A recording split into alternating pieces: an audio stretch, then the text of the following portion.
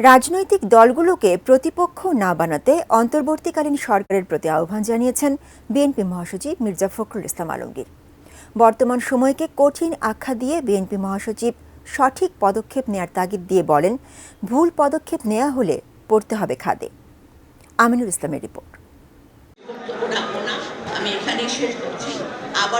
শহীদ বুদ্ধিজীবী দিবস স্মরণে শুক্রবার রাজধানীর ইঞ্জিনিয়ার্স ইনস্টিটিউশন মিলনায়তনে বিএনপির উদ্যোগে আলোচনা সভার আয়োজন করা হয়। বুদ্ধিজীবী এবং দার্শনিক না থাকলে একটা সমাজে সেই সমাজ সুষ্ঠু হয় না, ভালো হয় না, ভালো পথে অগ্রসর হয় না।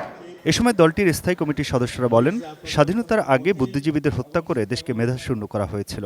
বিগত ফ্যাসিবাদ সরকার দেশের শিক্ষা আমলাতন্ত্র ধ্বংস করেছে। বিগত ফ্যাসিবাদের সময়ে একটি সিস্টেমেটিক ওয়েতে বিভিন্ন প্রক্রিয়ায় বাংলাদেশের টোটাল শিক্ষা ব্যবস্থাকে ধ্বংস করে দেওয়ার জন্য একটা প্রকল্প নেওয়া হয় এবং যার মধ্যে তারা অনেকাংশে সফল হয়েছে।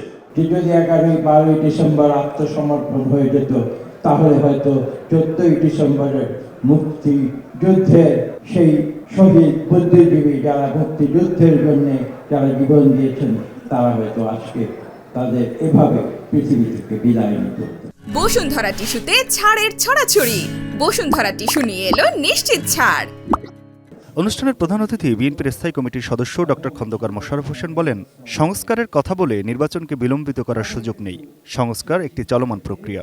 অতীতে ষড়যন্ত্র হয়েছে, কিন্তু এই দেশের জনগণ সেই ষড়যন্ত্রকে মোকাবেলা করেছে, ভোটের মাধ্যমেও করেছে, গণ অভ্যুত্থানের মাধ্যমেও করেছে। আজকে আমরা বলতে চাই, যারা ষড়যন্ত্র করছে বাংলাদেশে, আমরা বুঝতে পারছি গত 4 মাস দেশে একটি নিরপেক্ষ এবং অন্তর্বর্তীকালীন সরকার আছে।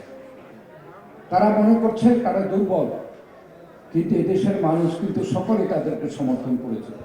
আমাদের মতো সর্ববৃহৎ জনপ্রিয় দল এই সরকারকে সমর্থন করেছে। এই জন্য যে এই আন্দোলনের যে মেসেজ বা যে তারা ওয়াদা করেছে যে জনগণের অধিকার ফেরত দেবে, স্বাধীনতা সার্বভৌমত্বের শক্তিশালী করবে, আরো যেগুলো দিয়েছে, আমরা চাই এগুলো তারা বাস্তবায়ন করবে। মুক্তিযুদ্ধের ইতিহাসকে অবহেলা করার চেষ্টা চলছে উল্লেখ করে বিএনপি মহাসচিব মির্জা ফখরুল ইসলাম আলমগীর বলেন, গত 15 বছর ধরে ইতিহাসকে বিকৃত করা হয়েছে। 2024-এর গণঅভ্যুত্থানের মধ্য দিয়ে নতুন বাংলাদেশ গড়তে হবে। যে রাজনৈতিক দলগুলো অন্তর্বর্তীকালীন সরকারকে ব্যর্থ করার জন্য কাজ করছে, এটা কিন্তু মারাত্মক একটা অভিযোগ। আমি তীব্রভাবে প্রতিবাদ করছি এবং আমি মনে করি যে এই ধরনের উক্তির তার প্রত্যাহার করা উচিত। এবং আমি মনে করে দিতে চাই যে দয়া করে রাজনৈতিক দলগুলোকে বা রাজনীতিকে আপনাদের প্রতিপক্ষ বানাবেন না। গণতন্ত্র মানে যদি হয় যে আওয়ামী লীগ করলে তাকে গলা কেটে ফেলো আর বিএনপি করলে তার মুন্ডুচ্ছেদ করো, তাহলে সেটা কিন্তু গণতন্ত্র না। গণতন্ত্রকে পরমত সহিষ্ণুতা। গণতন্ত্র প্রাতিষ্ঠানিক রূপ না পাওয়া পর্যন্ত বিএনপিকে কাজ করতে হবে বলেও মন্তব্য করেন তিনি। আমরা এমন এমন কথা বলছি, এমন এমন সমস্ত উক্তি করছি, মন্তব্য করছি, যেগুলো আমাদের নিজেদেরই ক্ষতি করছে। আজকে একটা কেউ ভুলে যাচ্ছি আমরা যে একটা চরম ক্রান্তিকর সন্ধিলগ্নে আমরা ঘুরছি। আমরা একটা ফ্যাসিস্ট গভর্নমেন্ট যে আমাদের সমস্ত প্রতিষ্ঠানগুলোকে ধ্বংস করে দিয়েছে, সেটাকে পরাজিত করে আমরা একটা নতুন ব্যবস্থার দিকে যেতে চাই।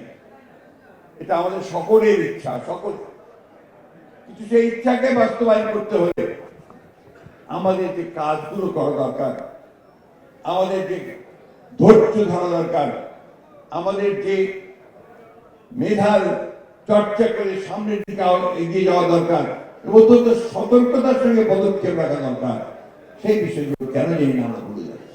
সতর্কতার সাথে যেসব পদক্ষেপ নেওয়া দরকার সেগুলো থেকে সরকার দূরে সরে যাচ্ছে বলেও মন্তব্য করেন মির্জা ফখরুল।